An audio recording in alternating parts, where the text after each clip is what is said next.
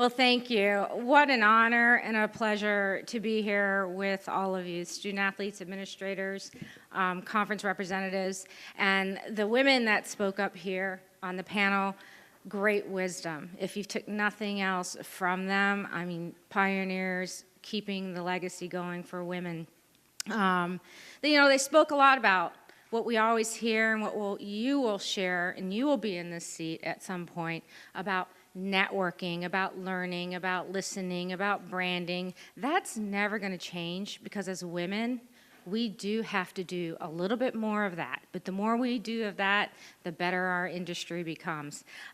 But before I get into a little bit of my background and some, I guess, lessons learned along the way, I want to thank Diana for all of her coordination of all of this. Without her, this would not be possible. So I just think we should thank her. And if you've ever done an event, it's not just the day before. It is planning, like we talked about it. And I also wanted to personally thank Commissioner David Bronk of the Peach Belt Conference. He has been a longtime mentor of mine. When we talked about the NSA internship program, back then it was an NSA minority and women's internship program, and I was the 5th class that went through in 1992. I was an older intern, and you know, Mr. Brunk always took time for the interns. He always took time to help advance young people in this profession, and so it's nice 24 years later, and I just want to tell you thank you for my career path circling back to you and to all the things that you are continuing doing even 24 years later, so thank you. I appreciate it. I had a fabulous back table that I've gotten to know. Raise your hands, ladies. Phenomenal. So, if that table represents everybody here, I can actually tell you that women in sports, we're in good hands, David. Again, we talk about networking and branding, and somebody stood up and said, well, what do I need to do, and how do I get a job? And you know what? You're doing it right now. There's a young woman back there who was proud to tell me that her softball team won the NAIA National Championship. That is something that you need to brand yourself. You go into an interview, you put on your resume, because you learned how to collaborate. You learned how to work for a goal, right? A goal without a plan is just a wish, is really that, but there's something that you did to help that. That's great. But my background is a little bit non-traditional. You don't see very many Asian Americans in college sports, let alone college athletics. I participated in high school in 3 sports, but I was also from a very traditional Japanese family. So when I played sports, I also had to play the violin and the piano. So when you would see me, I'd have my music and my basketball in my hand. But I had 2 great parents who were, whatever your goal is, whatever your dream is, do it. So it was sports, and I wasn't good at it. And I was not a student athlete in college. I was the girl on the basketball bench when the coach, I was the 1-minute player. You guys know what 1-minute players are? 1 minute left in the game, you're up by 20, and you're called in to go in. Like, Lori, go on in, and don't forget. I'm like, I know, coach, I know. Don't shoot, okay? And pass the ball, So sports is just a phenomenal field, whatever you do. And I only share all that, it's because you can do anything you want to do. And what a great time it is to be a woman, to be in athletics, to be able to do all that's ahead of you. My background, I did do the NSA internship. I was 28 years old when I did it. Some of the interns that were with me were right out of college. And I was a public school teacher. And I decided, I was coaching, I was doing everything that everybody said up here. I was not just coaching middle school volleyball and basketball and softball and track, and goodness knows those poor girls, just keep turning left. I don't know what I'm doing. But I was the yearbook advisor. I was writing the curriculum for the K-8 language arts program in a small town that I grew up in called Oberlin, Ohio, about a half hour west of Cleveland. And then,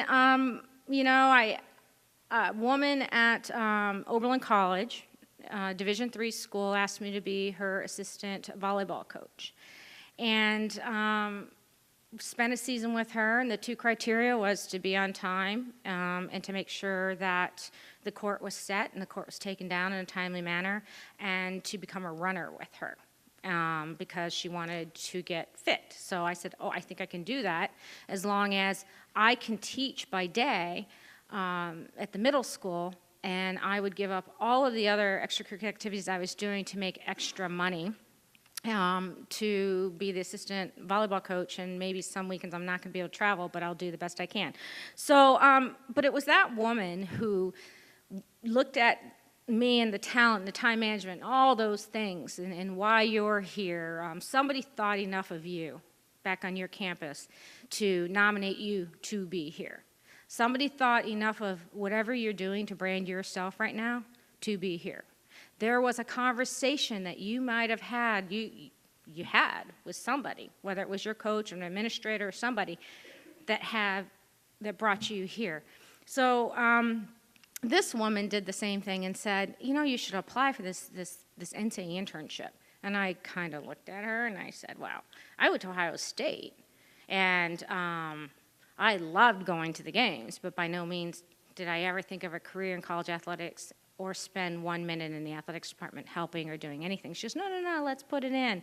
And so she thought enough of me and the work that I did for her to say, apply. Let's just see what happens.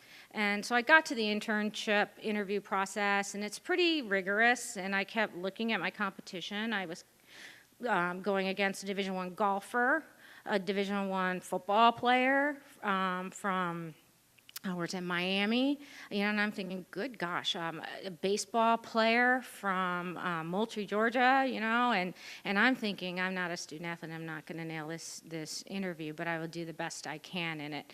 So so I ended up getting the internship, and it's a 12-month internship, and back then it was in Kansas City, and we all placed bets, $10, who's going to be the first one out to get a job, and so they all bet on me. I was the last one out. I had no job. The 13th month rolled around. The new intern class was coming in. What have I done? And all I thought to myself is, okay, I could go back to my teaching position back in Oberlin, Ohio, which wasn't a bad thing because they allowed me to take a gap year. But what I did was, it was $800 more the internship than when I was public school teaching, so I don't know what that says about the state of public education. But nonetheless, I was patient. And one thing that I'd like to share, and some would not think this is a very proud job opportunity, but I took it, and I'm proud of it. The Big 8 conference, which is formerly was the Big 12 conference, and they were in Kansas City, and somebody made a call for me from the national office and said, we have an intern, she doesn't have a job. She's a great worker. We don't know why she doesn't have a job. She's interested in getting, into academics and compliance. She's got an analytical mindset. She's got a logistical mindset. There's just something about her. Her wheels are always spinning. Do you have an opening?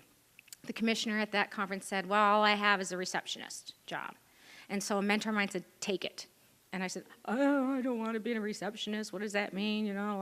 So I'm answering the phones, good morning, Big 8 conference, and good people like David Brunk, who was at the national office, might say, Lori, is that you? It is.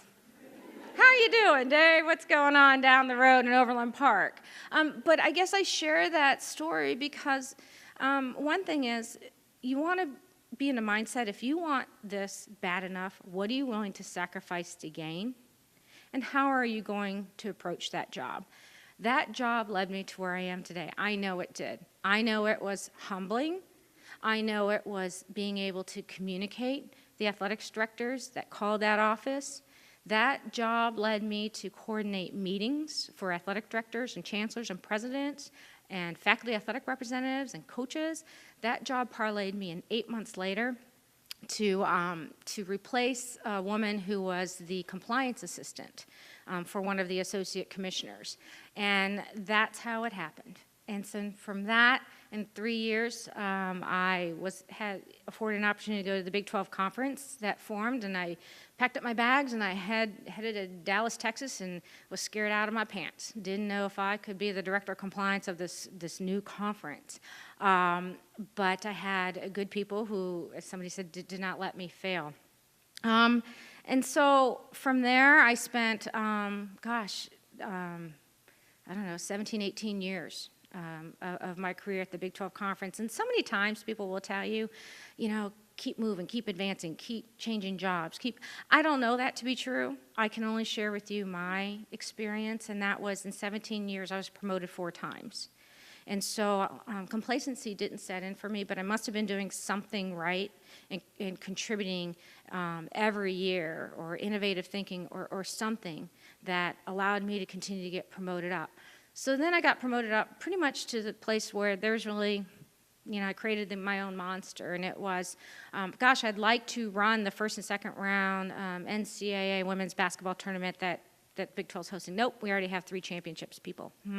So I started figuring out that maybe it was time for me to grow and to move on, and I really didn't know what that meant.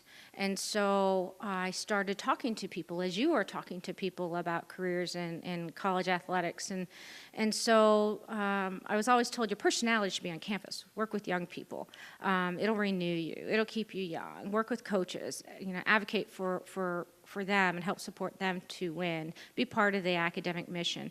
And so I took a job at Baylor University, and they created a job for me because they realized that what I could bring from my compliance and academic and policy background could parlay into a fairly new area that I kind of branded myself, and that was risk management. Because really that's what compliance is. How do you minimize risk?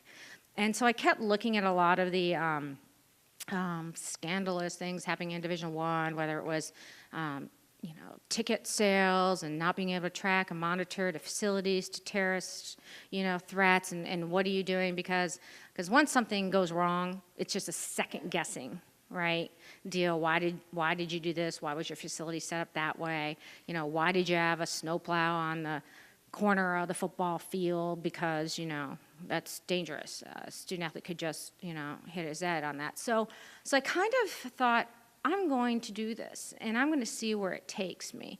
So I did that, and in 8 months, fortunately or unfortunately, Kevin Anderson, the athletic director at University of Maryland, had called me. I met Kevin. This is when one of the panelists had said, people watch, and people listen, and people are looking for their next hires.